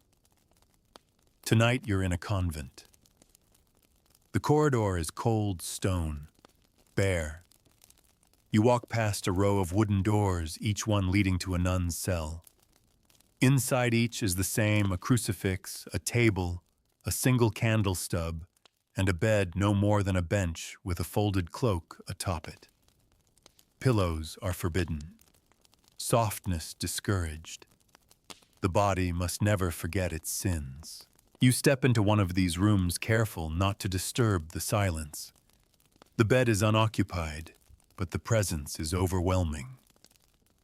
A woman lives here still, perhaps, and every inch of this tiny bed speaks of the discipline it took to sleep here. Some nuns slept sitting up. Some laid across boards nailed unevenly together. Others bound their arms before bed so they wouldn't touch themselves in sleep. The fear of bodily weakness was all-consuming. A popular manual advised sisters to sleep with one arm across the chest and the other laid flat so as not to be tempted by devilish dreams. And if dreams came anyway, more prayer, more fasting, more punishment. This was holiness through suffering, and the bed was where it began, every single night. Now move further into the monastery. This time the dormitory is filled. You see rows of monks, hooded, silent, wrapped in coarse wool. They sleep without privacy. No curtains, no partitions, no escape from the chorus of snoring and whispering. Sleep comes in short stretches between vigils and matins and the unending rhythm of bells. Even the timing of rest was spiritual. Monks were taught to fear too much sleep to keep their dreams clean by sheer force of will. If they failed, if they were caught dreaming sinfully or muttering in their sleep, they were woken and punished. Not with beatings, with denial. No sleep the next night, or the next. One chronicler wrote of a monk who hadn't dreamed for 12 years. He has achieved silence in the soul, it said. Even in sleep, his mind is white as paper. But what is purity if it's carved out by fear? Let's leave this sacred silence behind and walk into something far louder. A noblewoman's bed in midwinter. It's the feast of the Epiphany, and the castle is thick with celebration. Wine spills, musicians play, the fireplaces roar. And upstairs in her chamber, the lady of the house is not alone. Her ladies-in-waiting gather around her as she readies herself for bed, though the night is far from over. In the medieval aristocracy, the bedroom was a public space. Important guests might be received here. Gossips gathered, politics whispered, and in some cases spells were cast. Yes, noblewomen had their own form of witchcraft. Not cauldrons and curses, but linens and lace and murmured words stitched into embroidered pillows. A woman might sleep with a charm beneath her pillow to encourage pregnancy or to ward off her husband's mistress. More than one noble lady was caught with a love spell, hidden beneath her husband's side of the bed, pieces of his hair knotted with wax, blessed by a village seer. The goal was not to harm, just to bind, to make him sleep only in her bed. But if caught, it was treason. There are court records, women imprisoned, whipped, or sent to convents for trying to control their husbands through the bedroom. Even their dreams weren't their own. Now descend again. Not into poverty this time, but into madness. You're in a hospital, if you could call it that. A medieval ward for the mentally unwell was little more than a stone room with barred windows and straw-covered floors. Beds, if they existed, were nailed to the ground. Some were lined with chains. Others had leather straps hidden beneath the mattress. People slept in them for decades. There was no therapy, no understanding, only fear. Women who had visions were chained to their beds. Men who screamed in the night were gagged and tied down. No one asked what they were dreaming. They were assumed to be possessed. The bed became their cage, and once you were in it, you rarely left. Even physicians wrote of these people as sleeping with demons, as if the bed itself had turned against them. And yet, in secret, some of these same physicians experimented. They would alter beds, add stones beneath the mattress, remove pillows, change the direction of the frame to face east or west. They believed the orientation of the bed could influence dreams, could heal. They weren't entirely wrong. Sleep researchers today still speak of sleep hygiene, of the way space and posture and silence affect rest. But in medieval Europe, it was all trial and superstition. One doctor wrote, "Turn the bed of a madman and he will wake with a different voice." Now you're in a bedroom with no one in it. Not yet, anyway. The space has been prepared. Fresh rushes on the floor. clean linens on the bed, a bowl of warm water on the side table. This is the room where a condemned man will spend his last night. It's called the mercy chamber. In some prisons, those sentenced to death were given a final bed, a clean one, a priest to sit with them, a chance to confess. They slept if they could. Most didn't. The bed was soft. That was the point. It was meant to be cruel, to show the prisoner what comfort felt like one last time, to remind them what they were about to lose. In one case, a man wept not during his confession, not during the march to the gallows, but as he touched the pillow. "I've never had one," he said. He died the next morning. The pillow was used again the next night. Now return just for a moment to something gentler. A midwife's bed. Yes, they had them, though rarely their own. A midwife's bed was carried in her hands, swaddling cloths, clean linen, and a blanket meant to be laid on the floor beside the birthing bed of another woman. She would work all night, then curl in that space to sleep. Sometimes she'd sleep beside the mother, sometimes beside the child. There are letters from midwives who describe dreams shared with newborns. The infant curled beside them, twitching in tandem, breathing in rhythm. They called it spirit linking. Maybe it was just sleep. Maybe it was something else. But it was in a bed, always the bed, where lives began and ended, where joy and cruelty lay skin to skin, where one pillow might hold a prayer and the next a curse. You are in that world now, half asleep, half aware, floating between feather beds and flea-ridden cots, between candles and crucifixes, between moans and murmured lullabies. And the bed beneath you. It isn't medieval, but it remembers. The walls are thin, or maybe they've vanished entirely. You're not sure whether the shapes you see in the dark are furniture or memories. You don't move. You don't need to. The story is moving for you, drifting like smoke from chamber to chamber, carrying you deeper into a world where beds are never just for sleeping. Tonight you find yourself in a tavern attic. You wouldn't have chosen this room, it wasn't offered exactly. You had to ask, had to slip a few extra coins to the tired-eyed innkeeper who led you up crooked stairs and pointed to a mattress laid on floorboards warped from rain. The room smells of dust and old wood.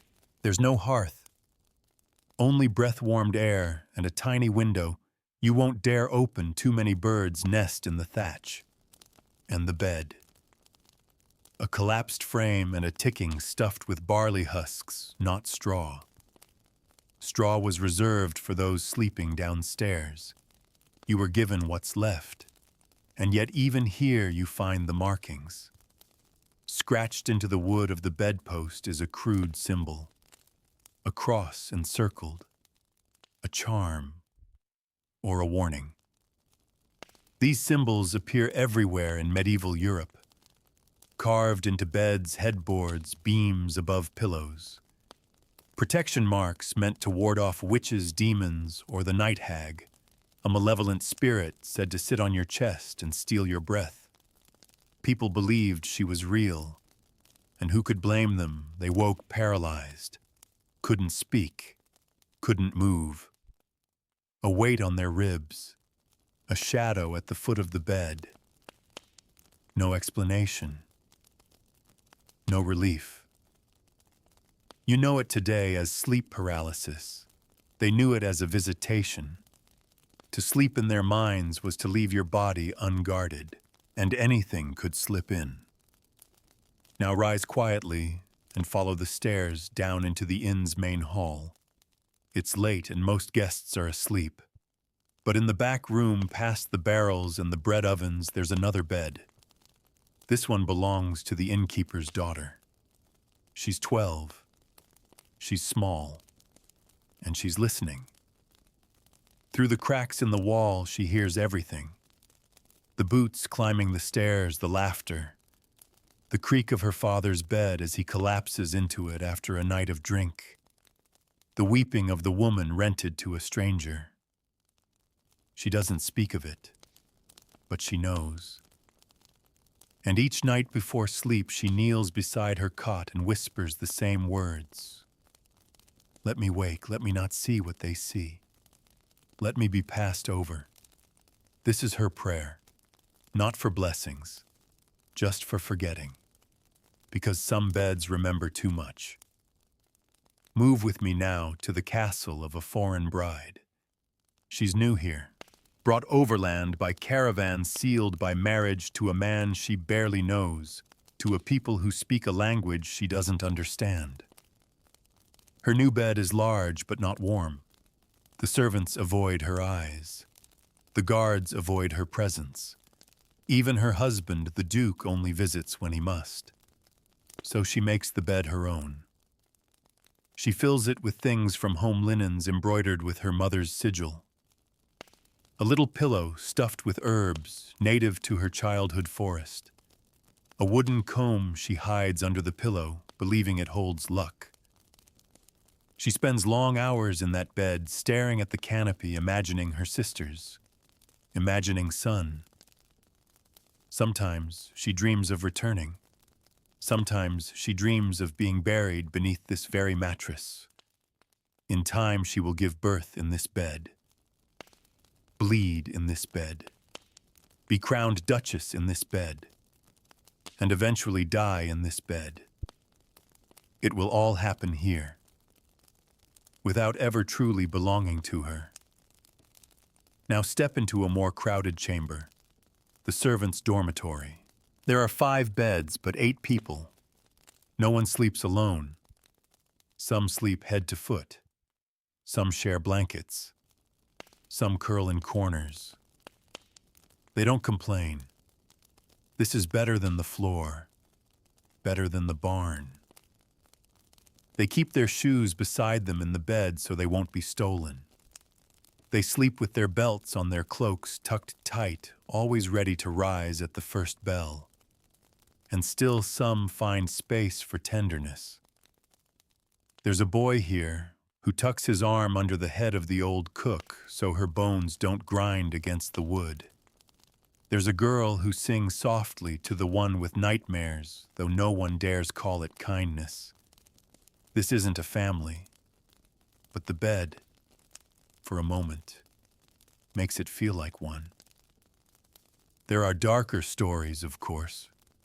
Beds used as prisons, not just in towers or dungeons, but inside homes. You see, not all captivity comes with chains. In some households, daughters were locked in their chambers for protection. Windows boarded, bedposts nailed to the floor. The bed became their cage. They were told it was for their virtue, that the outside world was dangerous, that this room, this small square of wood and cloth, was safety. But they knew better. There are poems scratched into the underside of one such bed, lines of sorrow, of boredom, of longing. A list of names, a prayer for the sky. No one ever read them, until now. And finally you come to a room that doesn't belong to anyone at all. A guest room in a manor that's been empty for years. The bed is still made, perfectly, as if someone might return. But the dust says otherwise. The embroidered headboard is stiff with age. The mattress has collapsed in the middle, forming a cradle for invisible memories. And yet, the room feels full. You can almost hear footsteps pacing across the wooden floor. The rustle of skirts, the creak of a drawer, a sigh. Some say that old beds collect pieces of their owners, that dreams, when strong enough, leave behind a trace. A a shadow that curls beneath the covers and waits for someone new to arrive. Not to haunt, but to remember. So now you lie back, close your eyes, and listen to what the bed might be trying to tell you. Because in this world, nothing speaks louder than silence, and no silence is deeper than the one that lives between worn sheets beneath woolen blankets inside the frame of a bed that's seen too much. The medieval bed is never empty, even when you're the only one in it. The air is still, but it isn't quiet. You're lying in a bed that isn't yours, in a time that isn't yours, and yet it all feels familiar now. The creaking timbers, the distant toll of a bell, the hush that follows a breath held too long. You've been in many rooms, walked through centuries of beds, and they've all led you here, wherever here is. But tonight, we linger, not in a new place, but in a feeling, the weight of ritual. Because in medieval Europe, everything about the bedroom had layers. Nothing was simple, especially not sleep. Let's start with the way you go to bed. Not just climbing under a blanket, but preparing. Every night was a spiritual act, a social statement, and a superstitious hedge against whatever might find you in the dark. Even the way you undressed mattered. Clothing was removed in a particular order, outer garments first, then layers of linen. And then you had to choose what to sleep in. For some it was nothing. For others it was a shift, a nightgown, a tunic never meant for sunlight. Your night things weren't just for modesty. They were protection against drafts, against insects, against temptation. In some houses, people wouldn't even sleep barefoot. They kept on stockings or wrapped cloth around their feet. Rats were common. So were cold floors, and spirits, it was said, could enter through your souls if you left them exposed. The ritual continued with prayers, always prayers. You recited them while sitting on the edge of the bed, while kneeling beside it, while standing with your back to it, whispering words like armor against bad dreams. A favorite, the Anima Christi. Another, from the snares of the devil, deliver me, O Lord. Some added charms, crosses tucked under pillows, hands folded over the heart, eyes turned toward the heavens or the beams in the ceiling, where shadows liked to settle. Even the wealthy followed the rites. Queen Anne of Bohemia, wife to Richard II, had her servants recite psalms beside her bed each night. Not for show, for protection. It was believed that Satan preferred to visit women at night, especially noble ones who might pass on his whispered lies to their husbands by morning. She never slept in a bed without a crucifix near the pillow. Now look beside the bed. Do you see it? A small table, a bowl, a cloth. This is the medieval version of evening hygiene. Washing before bed was expected if you had water. Hands, face, feet. Not for vanity, but because uncleanliness invited demons. There are stories of children who forgot to rinse their fingers before bed and woke with boils. Or so the priests said. Cleanliness wasn't just for health, it was for the soul. But that water, it couldn't be left out overnight. Why? Because standing water could invite spirits. It sounds strange, doesn't it? But people truly believed that a basin of untouched water might serve as a mirror or a doorway, a reflective surface that let something through.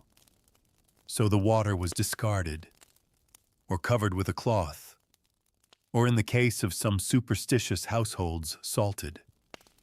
Salt warded off evil after all.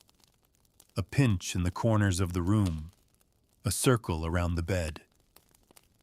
Better safe than sorry.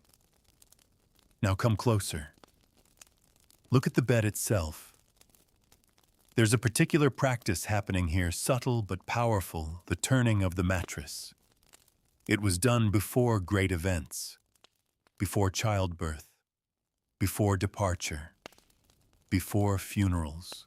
The mattress was lifted and flipped, a symbol of change. Sometimes it was just to air it out. Sometimes it was spiritual.